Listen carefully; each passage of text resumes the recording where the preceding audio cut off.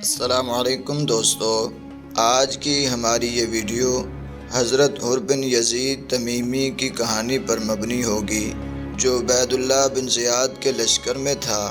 امام حسین رضی اللہ تعالیٰ عنہ کو کوفہ میں داخل ہونے سے روکنے اور گرفتار کرنے پر مأمور کیا گیا تھا۔ کیسے اس نے یزید کی بیعت توڑی، یزید کا سپہ سالار کیسے قافلہ حسینی میں داخل ہوا، کیسے اس کا ایمان اور ضمیر جاگا، یزید کی فوج کا سپہ سالار کیسے اس نے اہل بیت کی محبت میں حق اور سچ کا انتخاب کیا، دنیاوی عیش و عشرت پر موت کو ترجیح دی، شہادت کا انتخاب کیا، حضور صلی اللہ علیہ وسلم کی اولاد سے وفا نبھائی، مولا علی رضی اللہ تعالی عنہ کے خاندان سے خود کو جوڑ لیا۔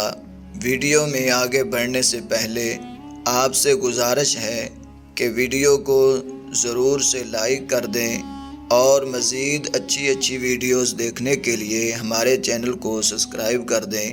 حر بن یزید تمیمی کون تھا؟ یہ لشکر یزید کا نامی گرامی سپہ سالار ہے، کوفہ کا جانا مانا ہوا بہت بہادر جنگجو ہے۔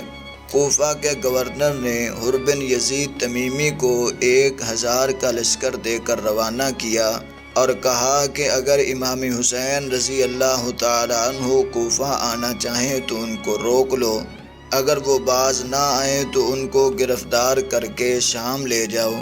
تو دوستو، عبید اللہ بن زیاد گورنر کوفہ نے حر بن یزید تمیمی کو 1000 سپاہیوں کا دستہ دے کر بھیجا کہ وہ راستے میں حضرت امام حسین رضی اللہ تعالیٰ عنہ سے ملیں۔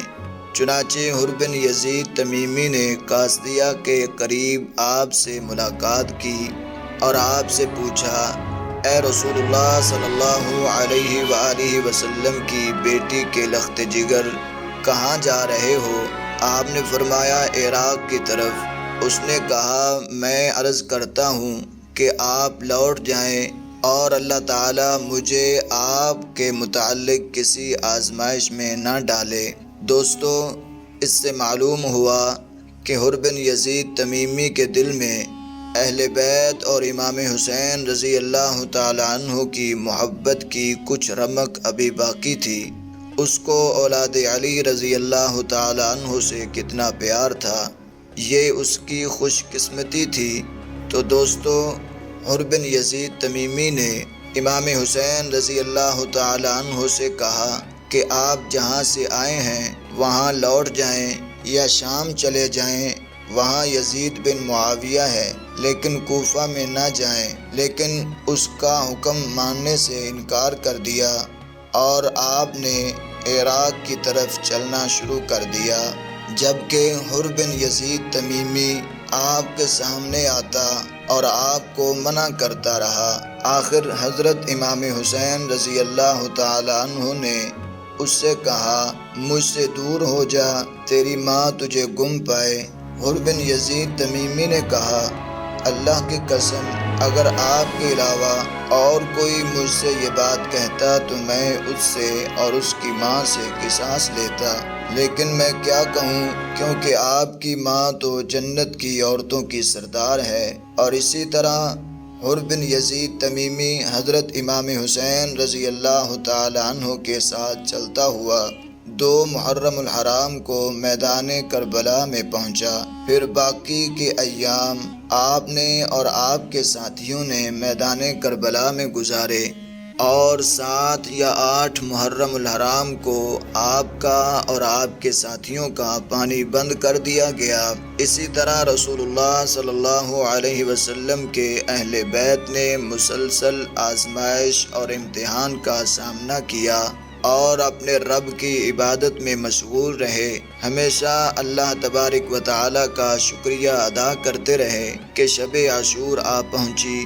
شب عاشور کو مغرب کے وقت عمر بن سعد نے ابن زیاد کے حکم پر جنگ شروع کرنے کا اعلان کیا، لیکن امام حسین رضی اللہ تعالی عنہ نے فرمایا، کہ مجھے صبح تک مہلت دی جائے، اور پھر حضرت امام حسین رضی اللہ تعالیٰ عنہ اور آپ کے ساتھیوں نے خوب قیام کیا اور گڑ گڑا کر اپنے رب سے دعائیں مانگی۔ 10 محرم الحرام کی صبح کو حضرت امام حسین رضی اللہ تعالیٰ عنہ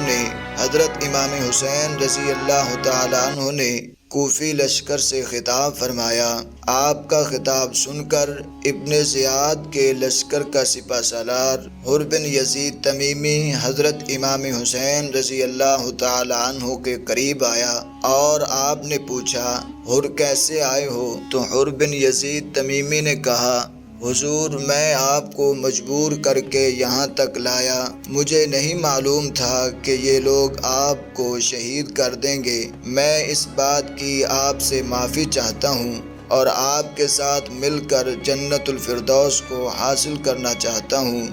جب ابن زیاد کے لشکر والوں نے کہا، حر کہاں جا رہے ہو؟ تم ہمارے ہر اول دستے کے کمانڈر بن کر آئے ہو اور امام حسین رضی اللہ تعالیٰ عنہ کی طرف جا رہے ہو۔ تو حر بن یزید تمیمی نے کہا کہ تم پر افسوس ہے، اللہ کی قسم میں اپنے آپ کو جنت اور جہنم کے درمیان دیکھ رہا ہوں۔ اللہ کی قسم میں کسی قیمت پر جنت کو ہاتھ سے نہ جانے دوں گا، اگرچہ میں ٹکڑے ٹکڑے کر دیا جاؤں یا جلا دیا جاؤں۔ حر بن یزید تمیمی نے حضرت امام حسین رضی اللہ تعالیٰ عنہ کی طرف سے بہادری کے جوہر دکھاتے ہوئے میدان کربلا میں نکلے اور لڑتے ہوئے جام شہادت نوش فرمایا اور جنت الفردوس کو حاصل کر لیا۔ یہ تھی حضرت حر بن یزید تمیمی کی کہانی۔ تو دوستو ملتے ہیں آپ سے ایک نئی ویڈیو کے ساتھ، تب تک دعاؤں میں یاد رکھیں۔ اللہ حافظ۔